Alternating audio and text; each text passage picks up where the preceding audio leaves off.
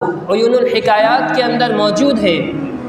حضرت منصور بن عمار ارشاد فرماتے ہیں، ارشاد فرمایا کہ میرا ایک دینی بھائی تھا، میرا ایک دوست تھا جو انتہائی عبادت گزار تھا۔ جب مجھے پتہ چلا کہ وہ بیمار ہو گیا ہے اور بہت زیادہ کمزور ہو گیا ہے تو میں اس کے گھر گیا۔ جب میں اس کے گھر پہنچتا ہوں تو دیکھا کہ گھر کے بیچ وہ اپنی چارپائی پر لیٹا ہے، انتہائی کمزور ہو چکا ہے۔ میں اس کے قریب گیا اور میں نے دیکھا کہ مجھے ایسا محسوس ہونے لگا کہ ان قریب اب اس کا انتقال ہونے لگا ہے۔ میں نے اس سے تلقین کی کہ لا الہ الا اللہ پڑھ، اس نے کوئی جواب نہ دیا۔ میں نے دوسری مرتبہ کہا کہ لا الہ الا اللہ پڑھ، پھر بھی اس نے کوئی جواب نہ دیا۔ اور تیسری مرتبہ میں نے سختی سے کہا کہ تو لا الہ الا اللہ پڑھتا ہے یا نہیں پڑھتا؟ اگر تو نہیں پڑھے گا تو نہ میں تجھے غسل دوں گا، نہ تجھے کفن دوں گا، اور نہ ہی میں تجھے دفن کروں گا۔ جب آپ نے تیسری مرتبہ سختی کے ساتھ یہ جملہ ارشاد فرمایا تو وہ کہنے لگا کہ حضور میں کلمہ طیبہ پڑھنا چاہتا ہوں، لیکن میرے اور کلمہ طیبہ کے درمیان ایک رکاوٹ حائل ہو جاتی ہے جو میری زبان پہ کلمے کو آنے نہیں دیتی۔ انہوں نے کہا کہ بالآخر تو نے ایسا کیا کام کیا؟ تیری نمازیں کہاں گئی؟ تیرا تہجد کہاں گیا؟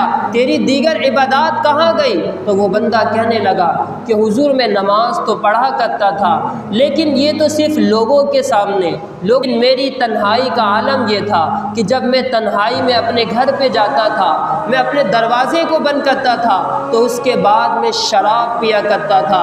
لہٰذا میری اس عادت کی وجہ سے اللہ رب العالمین نے مجھ پر یہ غضب فرمایا اور اللہ رب العالمین نے مجھے سخت بیماری میں مبتلا فرمایا۔ اس کے بعد میرا یہ حال ہو گیا کہ میرے جسم نے کام کرنا چھوڑ دیا، تو میں نے اپنے گھر والوں سے قرآن مجید کو منگوایا۔ اس کے بعد میں نے قرآن مجید کو پڑھنا شروع کیا۔ میں الحمد سے لے کر پڑھتا رہا، یہاں تک کہ جب میں یاسین شریف میں پہنچتا ہوں تو میں نے وہاں پر پہنچ کر اللہ کی بارگاہ میں دعا کی کہ اے میرے مولا، میں تجھے اس قرآن پاک کا واسطہ دیتا ہوں کہ میں نے جتنے بھی گناہ کیے تھے سب سے تیری بارگاہ میں توبہ کرتا ہوں۔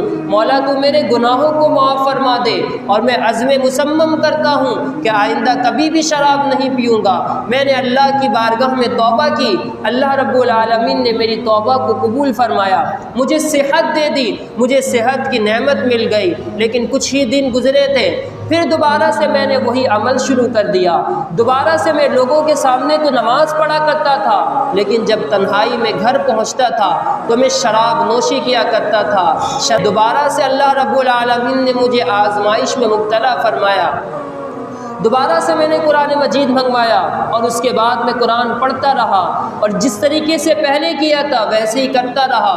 اللہ رب العالمین نے دوبارہ سے مجھ پر کرم فرمایا اور اللہ رب العالمین نے دوبارہ سے مجھے صحت عطا فرمائی، لیکن اس کے باوجود پھر میرا حال وہی ہوا کہ اتنی مرتبہ اللہ کریم سے توبہ کرنے کے بعد دوبارہ وہی گناہ میں مبتلا ہو جاتا تھا۔ میں اس مرتبہ جب مجھ پر عذاب نازل ہوا، میرے جسم نے کام کرنا چھوڑ دیا، میرے جسم کے اندر نکاہت و کمزوری پیدا ہو گئی، تو میں نے اپنے گھر والوں سے قرآن منگوایا، اور جب اب میں اپنے قرآن کو پڑھا اور پڑھنے کے بعد دوبارہ اللہ کی بارگاہ میں دعا کرنے لگا کہ مولا تو میرے گناہوں کو معاف فرما دے کہ میں آئندہ ایسا نہیں کروں گا، تو اس مرتبہ ہاتف غیبی سے آواز آئی، تو بڑا نافرمان شخص ہے، تو بڑا باغی شخص ہے، تو بہت بڑا بدبخت شخص ہے کہ جب بھی تیرے ساتھ کوئی آزمائش آتی ہے، جب بھی تجھ پر کوئی مصیبت نازل ہوتی ہے تو اللہ کی بارگاہ میں توبہ کرتا ہے، ہم تیری توبہ کو قبول کرتے ہیں اور تجھ پر احسان کرتے ہیں، لیکن جب تیرے پاس صحت کی نعمت آتی ہے تو دوبارہ سے گناہوں میں مبتلا ہو جاتا ہے۔ لہٰذا اس مرتبہ اب تیرے گناہوں کو معاف نہیں کیا جائے گا، اور اب تیرا انجام اسی طریقے سے ہوگا کہ تو مرتے وقت کلمہ طیبہ پڑھنا بھی نصیب نہیں ہوگا۔